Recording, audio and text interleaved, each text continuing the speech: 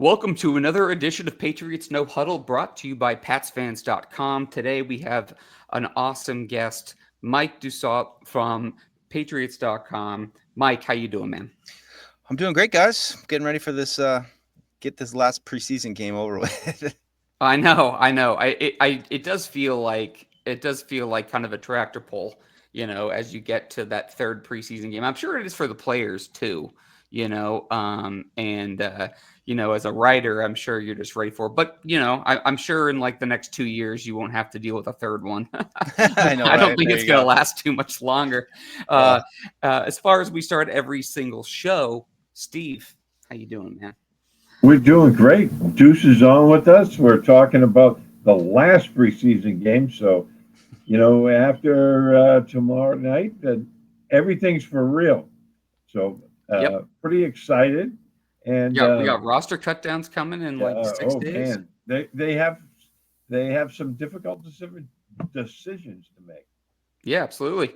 I know Mike's camera's not working, but Mike, how you doing, buddy? I'm doing well. Thanks, Derek. I'm coming to you from an undisclosed location right now. Steve, you'll like this. I am in a flank 2 position, Steve. Okay. I'm hoping you get that. No, all kidding aside, it's great to be on. Mike, thanks for coming on with us today. I always appreciate your wisdom and counsel, buddy. of course. So, Mike, you were just in. I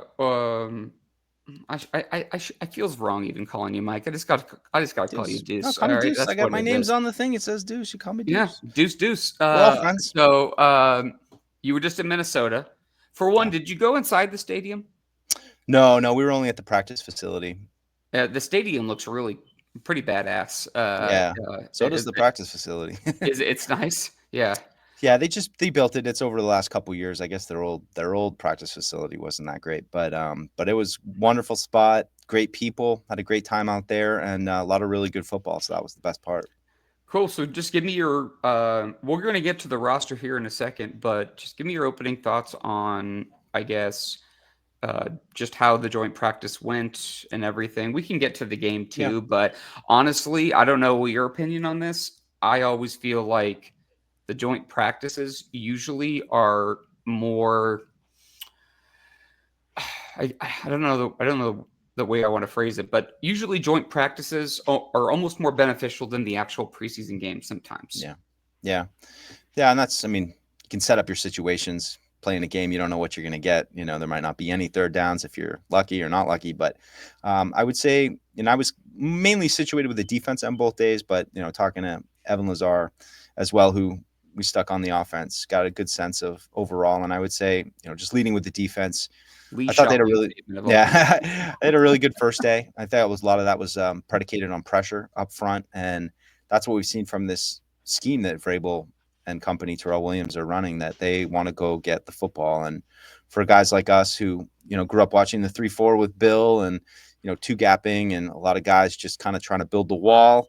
This is not that anymore. It's a lot more speed on the field, and then going into day 2, and Kevin O'Connell actually confirmed this. He said, we tried to play into their pressure a little bit on the second day. And I would have said they kind of won the first day. I mean, they held them to a field goal in the last situational period. And that was, good stop. Meanwhile, on the other side, you guys probably saw Drake hit Travion Henderson for a touchdown. So, one side we got 7 for offense, 3 for the defense. So I give it a win overall that first day. But the second day, they really seemed to scheme into some of that pressure. And we saw a lot of screen passes, a lot of dump offs to the tight end. Those have been some issues that we saw against the Commanders as well. So, you asked me my feeling coming out on the defense from those preseason games are, this is an aggressive scheme that offenses might try to take advantage of with misdirection. A lot of the stuff we used to see the Patriots do to the Steelers when you had Troy Polamalu flying around and, get him to bite on something. So it's about the edges. They got to be disciplined, I think. And it was probably good for the defense overall to kind of get that thrown in their face a little bit.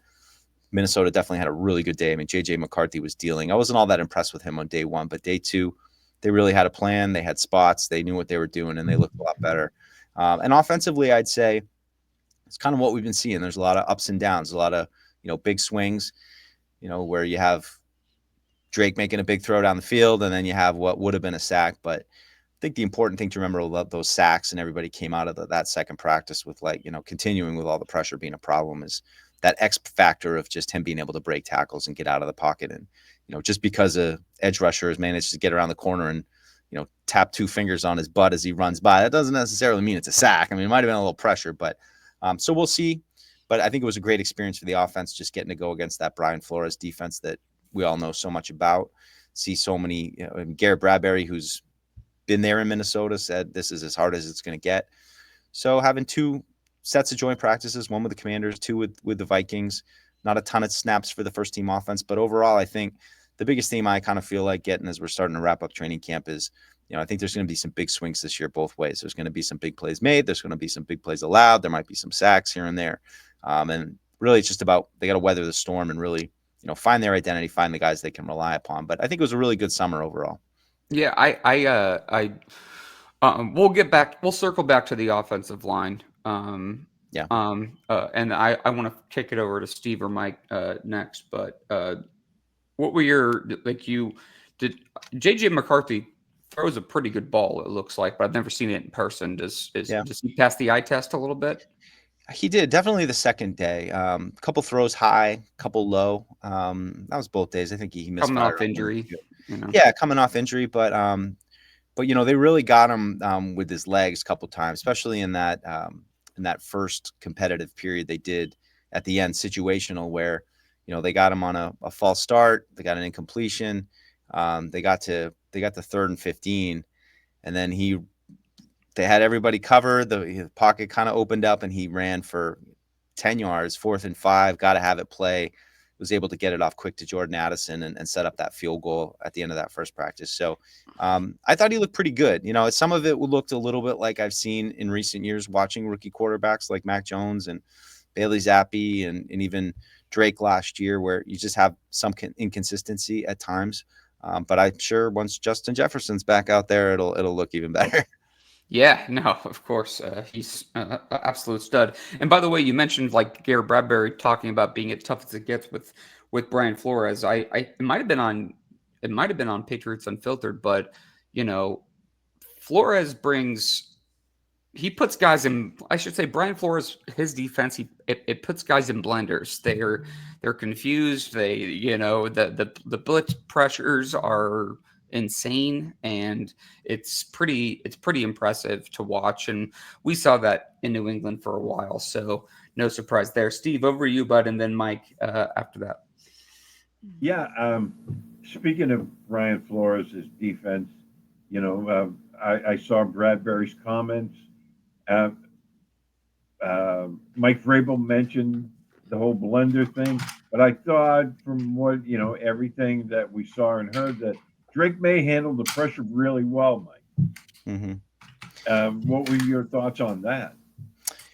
Yeah, I'd say my biggest compliment to Drake May going back through OTAs and the whole spring is just how calm and comfortable he looks. You see a lot of young quarterbacks who look a little jittery, even with Mac, especially when they're not seeing it. I thought there might be some of that with him transitioning to this Josh McDaniels offense, putting more on his plate.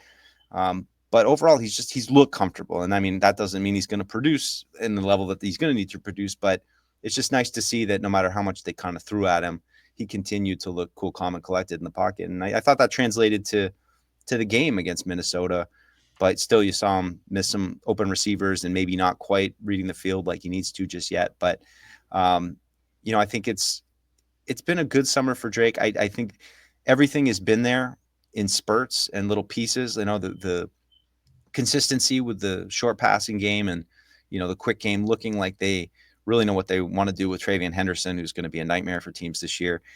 We've seen some downfield plays. You saw it spattered throughout, the joint practices. And then you've seen, some success at the end of those situational periods. So, checking those boxes individually, I think you've seen all those things. Have you seen them all together? Always no. So I think that's what Drake and Josh McDaniels are still kind of building towards. Like those, going back to those plays, couple plays, dropbacks against Minnesota where, there were some open receivers down the field. It's like, those are the plays that, Drake isn't going to hesitate to rip when he's seeing it. So hope that that's just part of his developmental process with Josh. And, like I said, I was so impressed out of the gate that he looked comfortable initially that, now you're seeing a little bit of, he can look comfortable, but there's a lot to this and he needs to really grasp how it's going to translate in real time when there's defenses throwing stuff at you that you weren't expecting. So hopefully that'll continue on an upward trajectory. But I feel pretty positive overall about Drake. And, again, I think just the biggest and most important thing to me, which Mike Vrabel said last week, was just this is year one of this program. They clearly know what they want to do. I just don't know if they're going to be able to do it all in one offseason. So I think we all just need to have a little patience on, the offensive line's development, Drake's development, getting all the pieces into defense. I think they've got a lot of the pieces they like on defense, but I don't think they have everything in place yet. So, it's year one. It's year one of the Mike Vrabel era. Let's treat it as such. Yeah, you're asking Patriots fans to have patience. That's I know it's an impossible task. Good luck. Good luck. I know, Mike, we're over the to you, most bud. loyal fan base in the world. And Mike, just taking a piece off of what you just said for a moment with regard to Drake May and his readiness, big part of that is going to be the offensive line and their readiness and how they're able to protect and how they're able to assimilate into Josh McDaniel's scheme under Doug Marrone's leadership. A lot's been made of the line over the last couple of weeks, especially over the last week or so. Ben Brown stepping in the left guard, doing pretty well in Jared Wilson's absence. Jared stepping back in the last couple of days. I don't think a lot of us had on our bingo card when everything began that two rookies might be manning the left side of this offensive line. But so far, the guys that have stepped up have played pretty well. If, in fact, it's going to be Will and Jared on that left side protecting Drake May, what's your confidence level in their ability to be able to facilitate what Drake does well and how it's going to be able to move him forward in his second year? Yeah, I would just say I really like both those players. I mean, I really, it sounds stupid. Will Campbell is 4th overall pick, but anybody who's watched him, I think by now you say this is a fun guy to watch and brings the kind of attitude that this offensive line needed an injection of. And Jared Wilson is just so athletic. And I think that's a huge plus. At the same time, I think that center and left guard spot, even going to yesterday's practice, they're still kind of searching for what the right lineup is going to be. Yeah, do you think Ben Brown? I hate to cut you off, but is Ben Brown in the mix? What Absolutely. Is he Ben Brown, in the Garrett conversation? Bradbury, and Jared Wilson. Those three, I think they're all except for Bradbury playing left guard. I think any permutation is potential. I mean, you literally could have Jared Wilson at center and Ben Brown at left guard. You got Ben Brown at center, you got Jared Wilson left guard. So that's something that we honestly might not know till warmups against the Raiders, given who they're going to probably dress. But again, it just goes back to, it's scary to start two rookies, of course, always. I mean, but that's what you got to do when you're rebuilding. And if you find two rookies that you like enough to start right out of the gate, then that's a great thing. I don't, it's a little scary for sure, but Drake can run around. Drake's a big boy. And these are guys that if you do take the lumps, you hope that they continue to improve.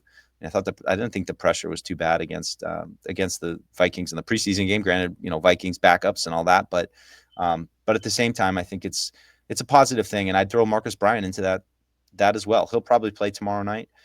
But he's a guy that, maybe has long-term right tackle potential. So we've seen Morgan Moses be in and out of the lineup. That's a guy, Marcus Bryant, that, he might be out there. It's not crazy to think about looking at three rookies starting on the offensive line at some point this season. Yeah, and Marcus Bryant, I mean, even if he's just like a swing tackle initially, or he backs up Morgan Moses, I feel like Morgan Moses has been more.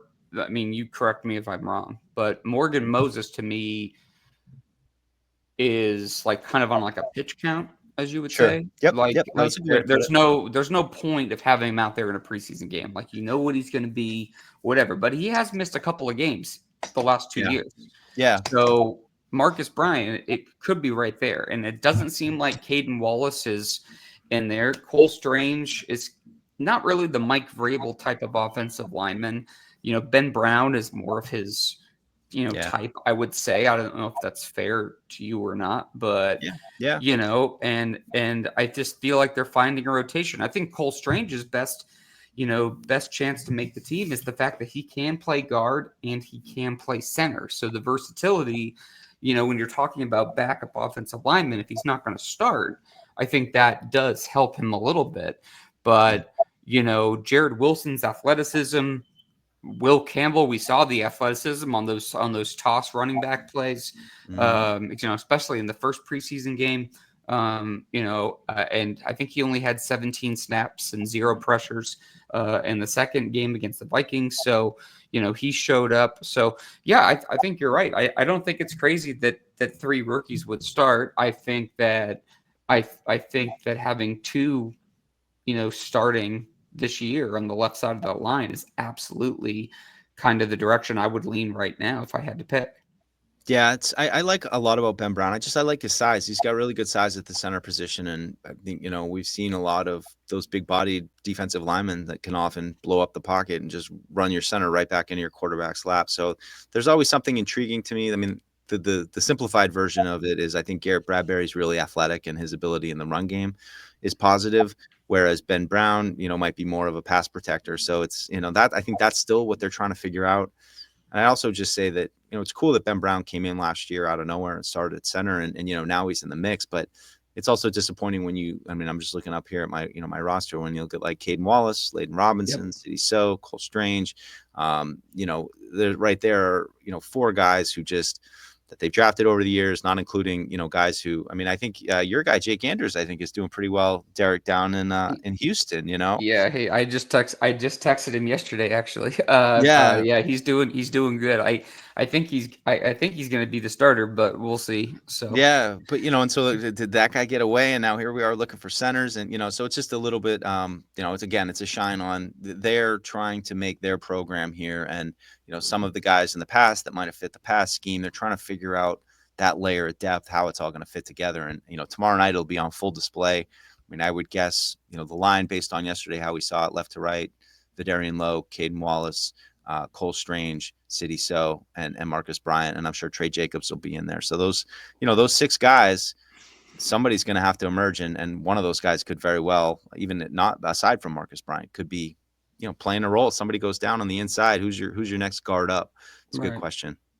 Yeah, no, City So and Caden Wallace are both interesting guys to talk about, but we don't have to get into that right now. I mean, the weeds. We could. Well, I want to get into the front 7 with you, and I'm going to go to Steve and Mike here in just a second. But Steve, Mike, and I did an exercise the other day going through the roster and trying to pick out roster locks. Mm-hmm. And we got to 30. I think we got to 36. Yeah, 36. Yeah, that sounds about right. Or no, 35. So yeah, so we got to 35. So because we didn't call Joshua Dobbs or Ben Wooldridge, who's actually been kind of impressive at times. We didn't call, we had Drake May, 3 running backs, 5 receivers, even though I think they'll carry 6 or 7, 2 tight ends, 6 offensive linemen. We had 8 players in the front 7. 6 defensive backs, 4 special teamers. So we kind of came up to that. So we were just kind of thinking about, as cut down day approaches here in 6 days, what we're going to look at. Does that sound? You said that sounds about right to you? Sounds about right to me. Yeah, I just did I'm playing around with Pat's Picker on PatsFans.com. It's the best. If you guys don't, I hope you guys pump that up. That's the great way to just play with it and have fun. I got to and then not doing exactly like I had Dobbs and stuff, but I got to 44, 45 guys that I felt like I need these guys on the roster. Mm-hmm. So I think there are some questions still, and again, beating the dead horse. It's they're still trying to add their guys and round out their depth and find exactly who those pieces are going to be. And tomorrow night's probably going to be a big part of that. Yeah, Mike, over to you, bud.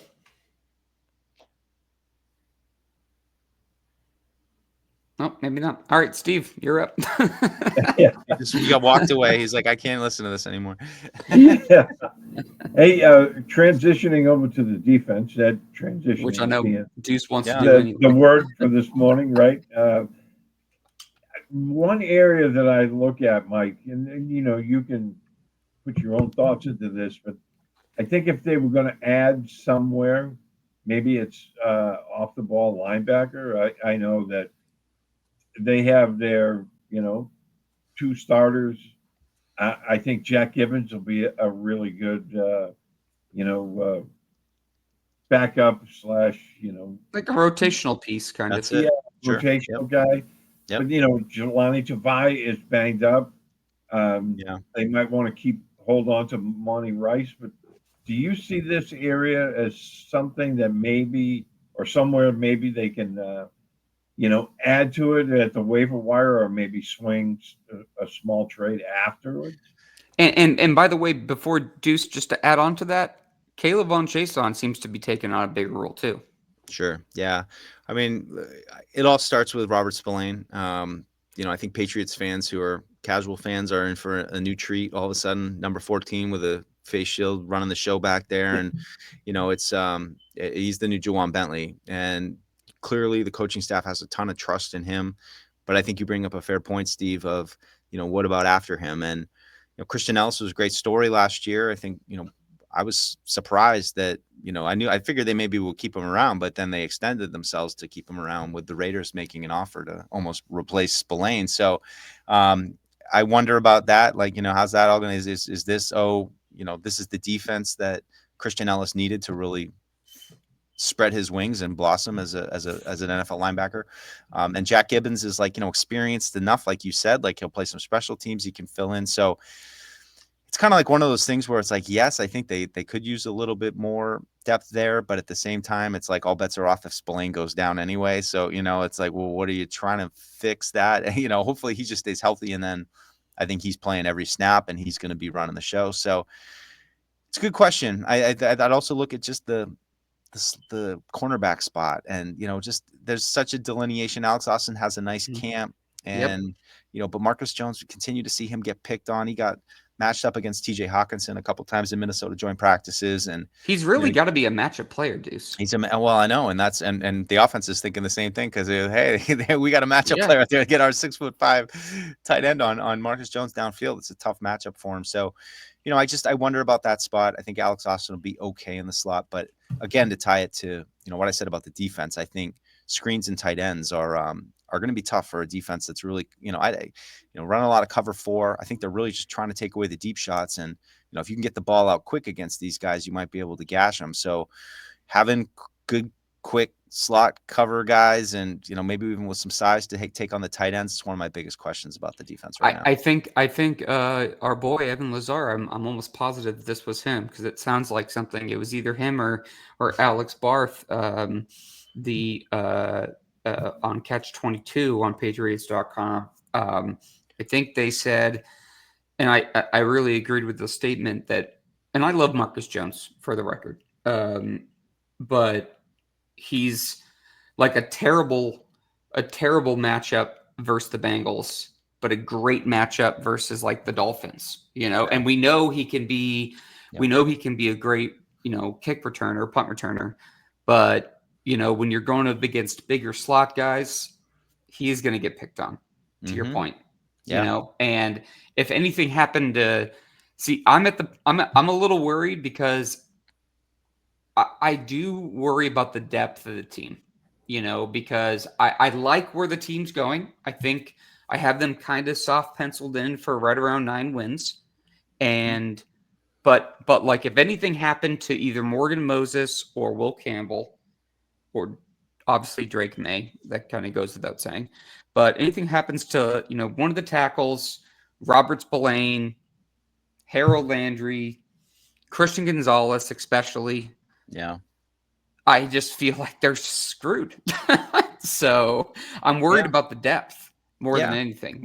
And like you said, they are rebuilding. So it is going to take time. Right. Well, you've got a layer up top of mostly Mike Vrabel players now, with this, smattering of guys like you said, Gonzalez and Mwenyu and, some of the holdovers, Barmore.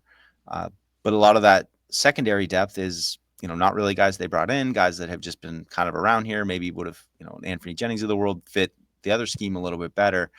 So it's, it's part of the perilous journey in year one of a program where, you've got some of your guys, but at the same time, a couple critical injuries are going to totally change the season for you. So, if they stay healthy, though, I think it'd be a really great chance to just instill this program and instill, the style of play that they want, which I really believe that the fans are going to love. I mean, especially, you just mentioned Miami, and that's a guy, like, they can't beat Tua. And this defense, I feel like, is meant for Tua. It is meant for Tua Tagovailoa. They're going after him right off the snap every single time. There's no oh, guess what? They're going to two gap on first down, and two is just going to step up in the pocket and launch a perfectly timed pass into the waiting arms of Tyreek Hill as he goes 90 miles an hour. Like that kind of stuff, I think they'll be better equipped to deal with some of that. So, hopefully they get off to a good start. I think they're gonna have a good season. I just am in the back of my mind. I have just been worrying about the depth a little bit, but it does take time to flip the roster. I mean, Steve and I talked about we talked about this. Man, I every mean, we day. started talking about the draft back in like October last year, but unfortunately, that was the kind of season and how it was going. But we were expecting them to flip half the roster, and they've pretty much done that. I mean, they've changed a lot of players, and there's a lot more speed on the field, especially on defense. Like you said, they're playing a lot of, they are worried about the big shots, but they're being aggressive up front. They have a lot more lateral agility at linebacker, which, is interesting. And I'm excited to see, how it plays out on the field. And I'm excited to see that Vrabel's kind of moving it forward. Mike, are you back in? I know you said I you am left. back in. Yes, Okay, absolutely. go ahead. Yeah, I Nice was guy. worried about you. I was worried about you. No, don't worry. I am here. I am definitely here. Mike, two mainstays along the Patriots defense the last couple of years, Kyle Duggar, Anthony Jennings, both right now sort of on the outside looking in when it comes to roster projections, and a lot of different roster projections out there. Um, Anthony looked very good in game 2 against the Minnesota Vikings, albeit under second and third stringers on offense. But at the same time, he looked like a potential game changer when he was in there. You play to your competition, and I thought he played very well. But it's definitely a square peg in a round hole type fit with the defense that we've been talking about that Mike and Terrell are instituting there in New England.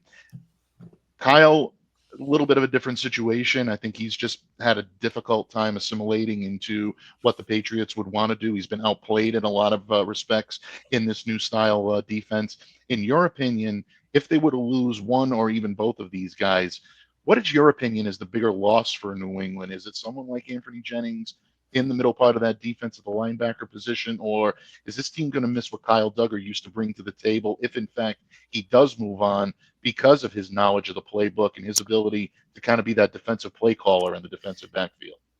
Yeah, it's a good question. And honestly, I think the real answer is I don't know how much they'd miss either of them based on how much they've been playing with the ones and how much Good they've point. really, made an impact.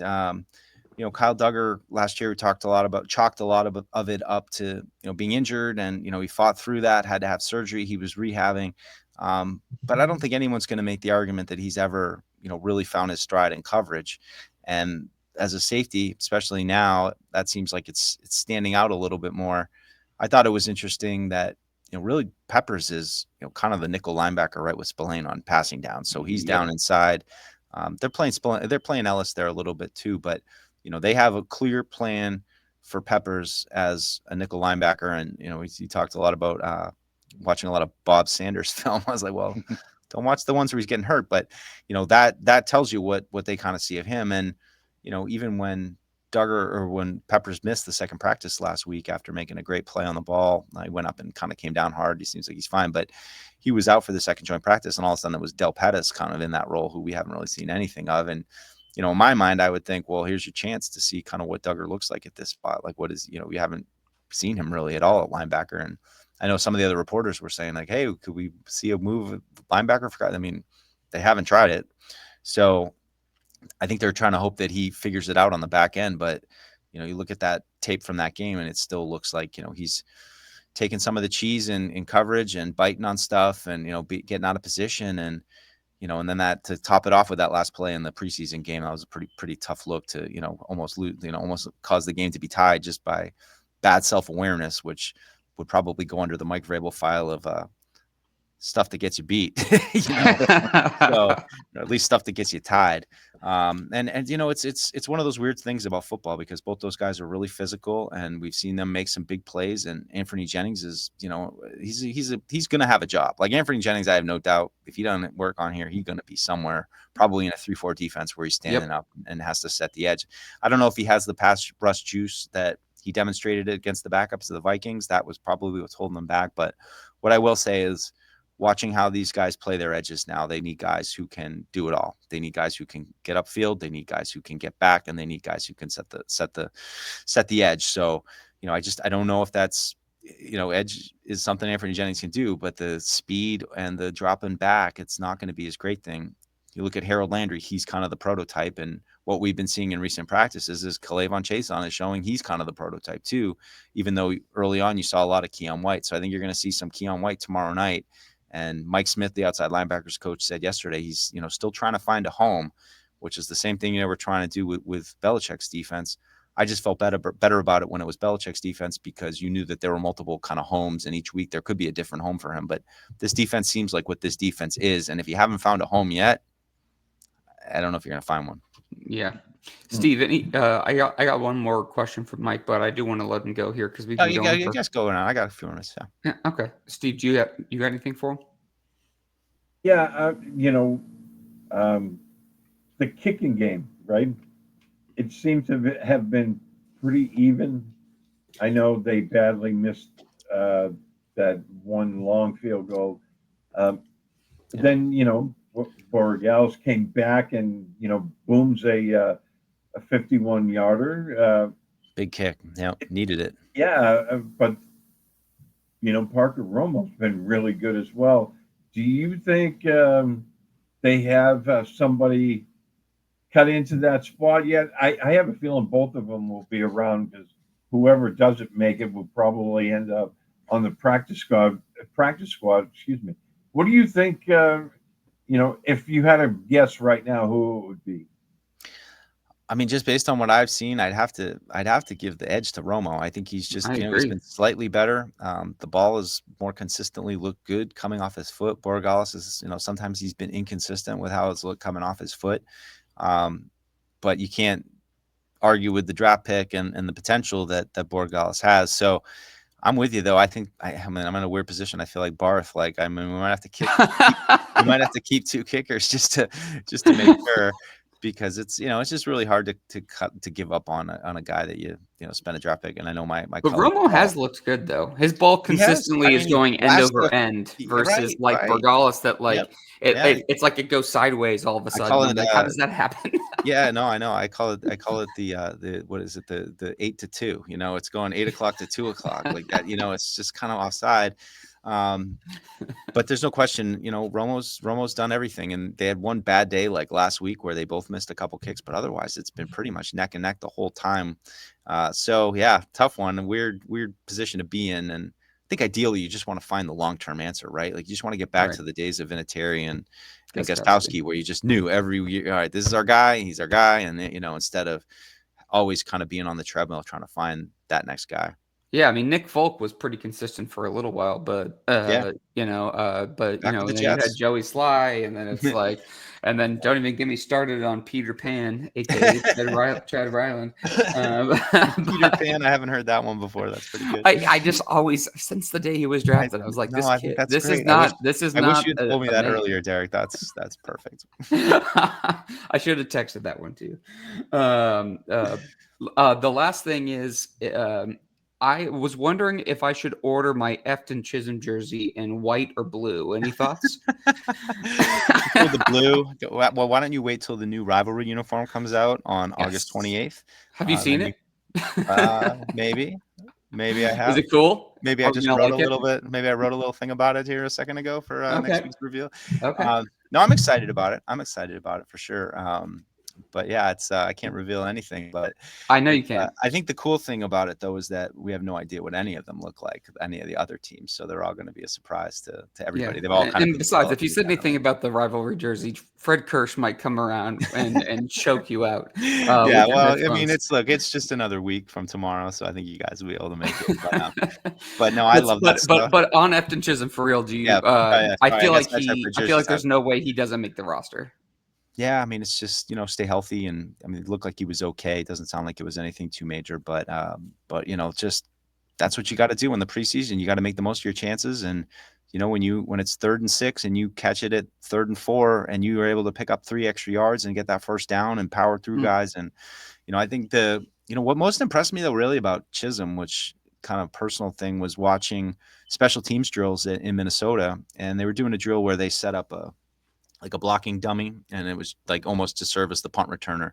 And so basically the Patriots were the punt return team, and the guy had to peel back and try to essentially block the gunner. And it was pretty competitive. Guys were really getting into it. And Efton Chisholm had the best rep of any Patriot I saw do it. Like, his guy did not even touch the dummy. I mean, and that, usually like guys would just kind of like sneak a finger out and get it if it was a good rep. But this was a rep where he just stoned the guy, like straight up, just stopped him in his tracks. I also say Javon Baker came afterwards and had a similar type rep, not quite as good, but he was pretty excited too. But that, to me, I was just like, what more do you want from this kid? I mean, he's coming every day. And I mean, right now, if he can get healthy before Kyle Williams, he might be the 5th receiver on the depth chart. So, they're going to need a guy like him, especially if Pop Douglas were to go down. He's the perfect guy to think about as, elevating into a bigger role. So I'm excited. He's super, just a kid who's super psyched to be here and can't get a smile off his face. So we'll see. I mean, starting just a couple weeks from now, I mean, if Kyle Williams isn't back, there's a chance Efton Chisholm's in the mix on game day. Yeah, he I mean, Bill always used to say, the main 2 jobs of a wide receiver is to get open and catch the ball. And he does those things. And he does have kind of miss you in a phone booth, agility. And I agree with you. If Pop was to go down, knock on wood that doesn't happen, I think Chisholm would be there. But I mean, he had a couple of routes against Minnesota where he was lined up in that kind of like slot, like Y position, and he's going across the field, and he was finding kind of the soft spot in the zones. And I understand that Minnesota's not, game planning defensively, that's really not a thing. It's really working on their own stuff. But I thought it was impressive. I thought he had some really impressive reps. And like you said, he's, you stack days, you stack weeks, and that's what he's been doing. He was consistent at practice too. Yeah, and that's what I've heard you guys say on your shows, and I know Paul's a big wig. I've heard him on 98.5 saying that, even though I've also heard his buddies say the skies are falling, because Drake May is apparently too calm and too collected. So it's amazing how as Paul would say, Chisholm can buy green bananas. Yes, absolutely. Anyway, Steve, you're gonna have to hit the off button when we leave, because I can't have access. But Mike, do you want to take us out, buddy?